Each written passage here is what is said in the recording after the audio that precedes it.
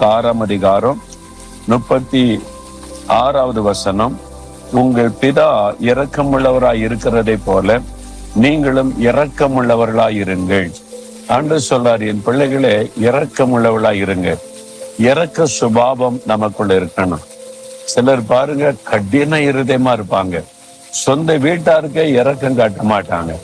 வீட்டிலேயே கடின இருதயத்தோட நடந்து பேசுவது, அடுத்தவங்களை அப்படியே அடிமைத்தனத்தில பயத்தில வைத்திருப்பது, அப்படின்னு ஒரு இரக்க சுபாவம் நமக்குள்ள இருக்கணும்.